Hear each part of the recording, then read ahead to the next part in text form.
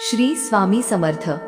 उद्या 13 मे बुधवार अपरा एकादशीचा अतिशय पवित्र दिवस आलेला आहे आणि या दिवशी तुळशीपाशी फक्त ही एक वस्तू ठेवून केलेला हा छोटासा उपाय तुमच्या घरातील आर्थिक अडचणी कमी करण्यासाठी, सतत होणारे वाद थांबवण्यासाठी आणि घरात सुख समृद्धी टिकवण्यासाठी खूप प्रभावी मानला जातो। अनेक लोक हा उपाय श्रद्धेने करतात। विशेष म्हणजे हा उपाय करण्यासाठी मोठा खर्चही लागत नाही, पण योग्य वेळ आणि योग्य पद्धत महत्त्वाची आहे। ही माहिती तुम्हाला कुठेही सहज मिळणार नाही, त्यामुळे हा व्हिडिओ शेवटपर्यंत नक्की पहा। घरात पैसा टिकत नसेल, सतत अडथळे येत असतील, काम होत अडकत असेल किंवा घरात नेहमी तणाव राहत असेल तर हा उपाय खूप प्रभावी मानला जातो। विशेष म्हणजे हा उपाय करण्यासाठी मोठा खर्च लागत नाही, पण योग्य वेळ आणि योग्य पद्धत महत्त्वाची आहे। ही माहिती तुम्हाला कुठेही सहज मिळणार नाही, त्यामुळे हा व्हिडिओ शेवटपर्यंत नक्की पहा। नमस्कार प्रिय बंधू भगिनींनो, तुमचा येणारा प्रत्येक दिवस सुखात, ऐश्वर्यात आणि निरोगी जावो, तसेच येणाऱ्या 24 तासात तुमची एखादी मोठी इच्छा पूर्ण होवो अशी मी स्वामींच्या पवित्र चरणी मनापासून प्रार्थना करते। मंडळी, आपल्या हिंदू धर्मामध्ये एकादशीला खूप मोठं महत्त्व दिलं गेलं आहे। प्रत्येक महिन्यात 2 एकादशी येतात, पण प्रत्येक एकादशीचं महत्त्व वेगळं असतं। त्यामध्ये अपरा एकादशी ही विशेष पुण्यदायी मानली जाते। या दिवशी भगवान विष्णू आणि माता लक्ष्मीची पूजा मनापासून केली तर घरात सुख समृद्धी वाढते असं मानलं जातं। अनेक लोक या दिवशी उपवास करतात, काही लोक जप करतात, काही लोक तुळशीची विशेष पूजा करतात, कारण तुळस ही फक्त एक झाड नाही, आपल्या घरातील पवित्रतेचं आणि सकारात्मक ऊर्जेचं प्रतीक मानली जाते। भगवान विष्णूंना तुळस अतिशय प्रिय आहे, म्हणूनच एकादशीच्या दिवशी तुळशीला विशेष महत्त्व दिलं जातं। तुम्ही एक गोष्ट लक्षात घेतली असेल, ज्या घरात तुळस हिरवीगार आणि टवटवीत असते त्या घरात वातावरणही शांत आणि प्रसन्न वाटतं, घरात आनंद राहतो। पण ज्या घरात तुळस वारंवार सुकते त्या घरात काही ना काही अडचणी येताना दिसतात। म्हणून आपल्या घरात तुळस असणं खूप शुभ मानलं जातं। बऱ्याच लोकांच्या आयुष्यात एक समस्या सतत दिसते, पैसा येतो पण टिकत नाही, कितीही मेहनत करा पण मनासारखं काही घडत नाही, एखादं काम शेवटच्या क्षणी अडकतं, घरात सतत वादविवाद होतात, काही लोक तर एवढे त्रासलेले असतात की त्यांना काय करावं हेच समजत नाही। अशा वेळी माणूस देवाचा आधार घेतो, मनापासून प्रार्थना करतो आणि श्रद्धेने केलेले काही छोटे उपाय माणसाला मानसिक ताकद देतात। म्हणूनच अपरा एकादशीच्या दिवशी तुळशी संबंधित काही उपाय खूप प्रभावी मानले जातात। उद्या बुधवार अपरा एकादशीच्या दिवशी तुम्हाला एक छोटासा उपाय करायचा आहे। हा उपाय तुम्ही सकाळी किंवा संध्याकाळी करू शकता, पण शक्यतो सकाळी लवकर किंवा संध्याकाळी 6 ते 9:30 या वेळेमध्ये केलात तर अधिक शुभ मानलं जातं, कारण ही वेळ सकारात्मक ऊर्जेची मानली जाते। या उपायासाठी तुम्हाला फक्त 5 अखंड लवंगा लागणार आहेत, पण लक्षात ठेवा, लवंगेला फूल असणं गरजेचं आहे। अनेक लोक ही छोटी गोष्ट विसरतात आणि उपाय करताना योग्य वस्तू वापरणं खूप महत्त्वाचं असतं। उद्या सकाळी लवकर उठायचंय, स्वच्छ स्नान करायचंय, शक्य असेल तर आंघोळीच्या पाण्यात थोडीशी हळद टाकायची आहे, त्यानंतर देवघरातील पूजा करायची आहे, भगवान विष्णूंना पिवळी फुलं आणि तुळशीपत्र अर्पण करायचं आहे, यानंतर त्या 5 लवंगांना थोडंसं कुंकू लावायचं आहे। आता पुढे हा उपाय तुळशीपाशी कसा करायचा, कोणता मंत्र म्हणायचा आणि कोणत्या पद्धतीने प्रार्थना करायची हे मी तुम्हाला सविस्तर सांगणार आहे। त्यानंतर एक छोटंसं ताट घ्यायचं आहे, त्या ताटामध्ये त्या 5 लवंगा ठेवायच्या, सोबत हळद, कुंकू, अक्षदा आणि शुद्ध गाईच्या तुपाचा एक दिवा घ्यायचा आहे। शक्य असेल तर तुपाचाच दिवा वापरा, कारण धार्मिक कामांमध्ये तुपाचा दिवा शुभ मानला जातो। आता एका छोट्या वाटीत थोडेसे तांदूळ घ्यायचे आहेत, त्या तांदळामध्ये थोडीशी हळद मिसळायची आहे, त्यामुळे ते तांदूळ पिवळे होतील। हे पिवळे तांदूळ या उपायामध्ये खूप महत्त्वाचे मानले जातात, कारण पिवळा रंग हा भगवान विष्णू आणि माता लक्ष्मीला प्रिय मानला जातो। या सर्व वस्तू घेऊन तुम्हाला तुळशीपाशी जायचं आहे। तुळशीपाशी गेल्यानंतर सर्वात आधी शांत मनाने हात जोडायचे आहेत, घाई करायची नाही, मनामध्ये चांगले विचार ठेवायचे, कारण कोणताही उपाय करताना मन शांत असणं खूप गरजेचं असतं। त्यानंतर तुळशीपाशी तुपाचा दिवा लावायचा आहे, मग तुळशीला हळद, कुंकू आणि अक्षदा अर्पण करायचे आहेत, धूप आणि अगरबत्ती दाखवायची आहे।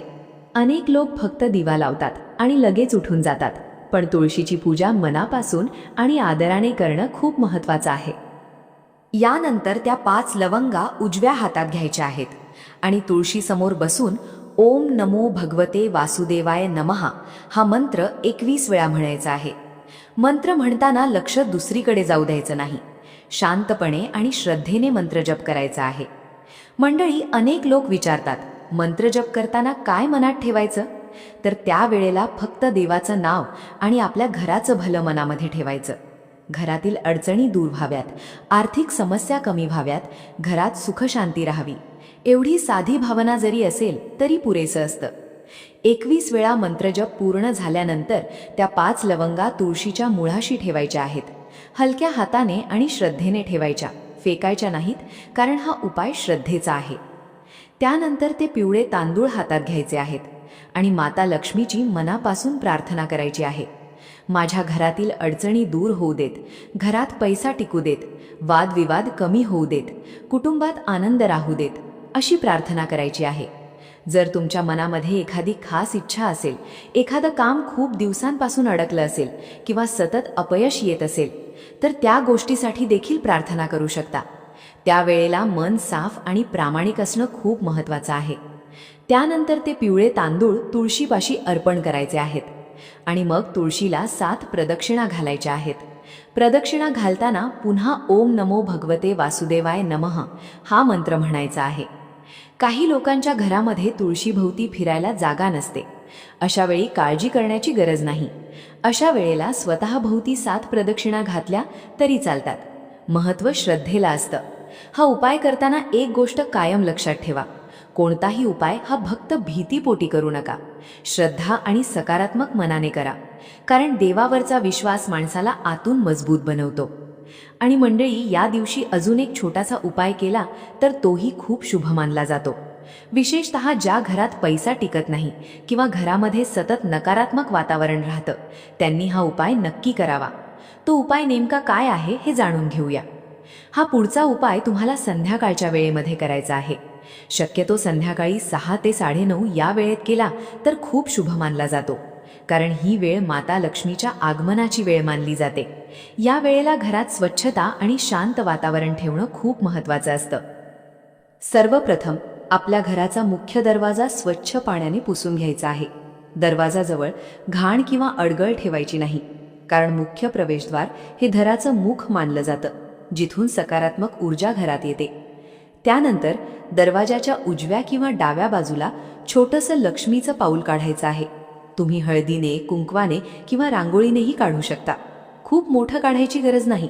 श्रद्धेने आणि स्वच्छ मनाने काढायचं आहे. त्या पावलासमोर शुद्ध गाईच्या तुपाचा एक दिवा लावायचा आहे. हा दिवा लावताना माता लक्ष्मीला मनापासून प्रार्थना करायची आहे.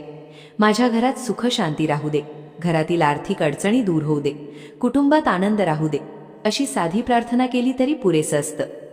अनेक लोक म्हणतात, घरात पैसा येतो पण अचानक खर्च होतो. काही ना काही कारणाने पैसे टिकत नाहीत. कधी आजारपण, कधी कर्ज, कधी घरातील भांडणं. अशा वेळी हा छोटासा उपाय मानसिक शांती देणारा मानला जातो. आणखी एक गोष्ट, या दिवशी घरात उगाच भांडणं करू नका, कोणाचं मन दुखवू नका. शक्यतो शांत रहा, कारण एकादशीचा दिवस हा सात्विक आणि पवित्र मानला जातो. तसंच शक्य असेल तर उद्या कांदा लसूण टाळा, साधं आणि सात्विक अन्न खा. काही लोक पूर्ण उपवास करतात, पण जर उपवास शक्य नसेल तरी काळजी करू नका. मन स्वच्छ आणि श्रद्धा खरी असणं जास्त महत्त्वाचं आहे. मंडळी, बऱ्याच वेळेला लोक विचारतात, फक्त उपाय करून खरंच फरक पडतो का? तर बघा, उपायासोबत मेहनत, चांगले विचार आणि देवावर विश्वास हे सगळं तितकंच महत्त्वाचं असतं. फक्त उपाय करून काहीच न करता बसलो तर त्याचा उपयोग होत नाही, पण श्रद्धेने केलेली प्रार्थना माणसाला आतून शक्ती देते. आणि हो, जर तुमच्या घराजवळ केळीचं झाड असेल तर उद्या एक छोटासा उपाय तिथेही करू शकता. हा उपाय भगवान विष्णूंच्या कृपेसाठी खूप शुभ मानला जातो. केळीच्या झाडाच्या मुळाशी थोडंसं दूध अर्पण करायचं आहे. त्यानंतर मूठभर पिवळे तांदूळ अर्पण करायचे. मग धूप आणि अगरबत्ती दाखवायची आणि त्या झाडाला 11 प्रदक्षिणा घालायच्या आहेत. प्रदक्षिणा घालताना ओम नमो भगवते वासुदेवाय नमः हा मंत्र म्हणायचा आहे. शांतपणे आणि श्रद्धेने मंत्र जप करायचा आहे. भगवान विष्णूंची कृपा मिळावी, घरात सुख समृद्धी टिकून राहावी, यासाठी प्रार्थना करायची आहे. ही माहिती तुम्हाला कुठेही सहज मिळणार नाही. त्यामुळे उद्या अपरा एकादशीच्या दिवशी हे छोटे छोटे उपाय श्रद्धेने नक्की करा.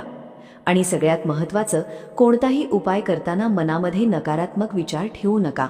दुसऱ्याचं वाईट होऊ दे अशी भावना ठेवू नका. देवाकडे नेहमी चांगल्या गोष्टीच मागा, कारण चांगली भावना आणि श्रद्धा यामध्ये खूप मोठी ताकद असते. शेवटी एवढंच म्हणेन, स्वामींची कृपा तुमच्या आणि तुमच्या कुटुंबावर सदैव राहो. तर मंडळी, व्हिडिओ आवडला असेल तर लाईक नक्की करा.